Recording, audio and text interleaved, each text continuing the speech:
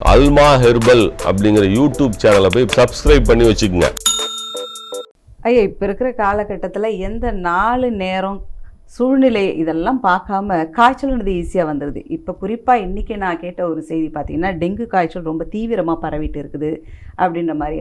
என்னென்னமோ காய்ச்சல் வந்துட்டு இருக்குது. பறவை காய்ச்சல் சொன்னாங்க, இப்போது ரீசெண்டாக ஒரு காய்ச்சல் அப்படி சொல்கிறாங்க. காய்ச்சல்றதுக்கு பேர் கலராக வச்சு சொல்லிட்டு இருக்காங்க. ஸோ வீட்டில் இருந்த முறையிலேயே காய்ச்சலை நிவர்த்தி செய்யறதுக்கு வீட்டு குறிப்புகள் இருக்குங்களா? அன்னாசி பூ ஒரு அருமையான மருந்து. இந்த காய்ச்சலுக்குரிய மருந்து செய்யும்போது அன்னாசி பூவை போட்டுக்கிட்டோம்னா ரொம்ப நல்லது. சுக்கு மிளகு திப்பிலி இது எல்லாருக்கும் தெரியும். ஆமாம், சுக்கு மிளகு திப்பிலி, அதுக்கப்புறம் அன்னாசி பூ. எல்லாத்துலேயும் ஒரு 100 கிராம் 100 கிராம் வாங்கிக்கோங்க போட்டு. ஏன்னா அதில் சீரகம் ஒரு 50 கிராம் வாங்கிக்கோங்க. அப்போது 100 கிராம் சுக்கு, 100 கிராம் மிளகு, 100 கிராம் திப்பிலி, 100 கிராம் அன்னாசி பூ, 50 கிராம் சீரகம் அரைச்சி வீட்டில் வச்சுக்கோங்க. எந்த காய்ச்சல் வருதோ, காய்ச்சல் ஆரம்ப நிலையில் காய்ச்சல்னு தெரிஞ்சிருச்சுன்னா இதை ஒரு 5 கிராம் எடுத்து நல்லா கொதிக்க வச்சு வடிகட்டி ஒரு 2 மணி நேரத்துக்கு ஒரு வாட்டி குடிங்க. காய்ச்சலுக்கு எளிய மருத்துவம். சுக்கு நம்ம சாப்பிட்ற பொருள் தான், மிளகு நம்ம சாப்பிட்ற பொருள் தான், திப்பிலி நம்ம சாப்பிட்ற பொருள் தான், அன்னாசி பூ நம்மளை சாப்பிட்ற பொருள் தான், அது சீரகம் நம்ம சாப்பிட்ற பொருள் தான். அது ஐயா, இந்த பொருள் எல்லாம் உணவுப் பொருள். அதுதான் உணவே மருந்துங்கிறான். புரியுதா? இது ஒன்றுமே பிரச்சனையே இல்லையே. இல்லை.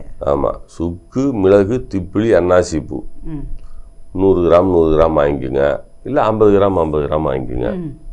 அப்போ சீரகம் 25 கிராம், மற்றதெல்லாம் ஒரு பங்குன்னா இது அரை பங்கு.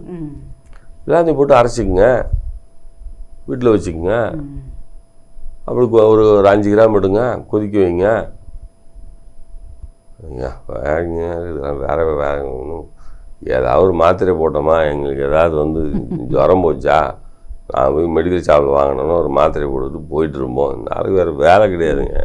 இருக்கிறதெல்லாம் வாங்கிட்டு நாங்கள் அரைச்சி வச்சுக்கிட்டு தேவையா எங்களுக்கு அப்படின்னு சொல்லிட்டு கேட்குறதும் எனக்கு கேட்குது. சரி, ஆனால் உங்கள் வழிக்கே வரேன். அதை உங்கள் வழிக்கே வரேன். ஃபெவிகேர்னு ஒன்று பண்ணுறோம். நாங்கள் 200 ரூபா தான், பெரிய காசுலாம் இல்லை. உண்மையிலேங்க அற்புதமான மருத்துவ பொருளுங்க அது. அந்த மருத்துவ பொருள் நிறைய மூலிகைகள் இருக்குது அதில். அதாவது ஒன்று, அவங்க வழிக்கே நம்ம போயிடணும், நம்ம வழிக்கு வரலன்னா. புரியுது? ஆமாம், இப்போ இருக்கிற உலகத்துக்கு ஏற்ற மாதிரி நம்ம மாறிடணும். என்னது? ஆமாம், அதனால் என்ன பண்ணியிருக்கேன்னா ஃபெவிகேர்னு ஒன்று தயாரிச்சிருக்கேன் அல்மாவில். அதை காய்ச்சல் வந்துருச்சுன்னா ஒரு 4 மணி நேரத்துக்கு 20 மில்லி பெரியவர்கள், அதே 4 மணி நேரத்துக்கு 10 மில்லி சிறியவர்கள், ஒரு 10 வயதுக்குள்ளவர்கள் சிறியவர்கள்.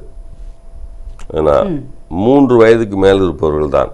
3 வயதுக்குள்ளே இருந்தால் நீங்கள் ஆங்கில மருத்துவத்தை பார்த்து கொள்ளுங்கள். சரிங்களா? ஆமாம், 3 வயதுக்கு மேல் இந்த ஃபெவிகேரை சாப்பிடலாம். காய்ச்சல்னு வந்துவிட்டால் இதை கொடுத்து விடுங்கள். ஒரு நாளைக்கு 4 முறை சாப்பிடுங்கள், அருமையாக காய்ச்சல் போய்விடும்.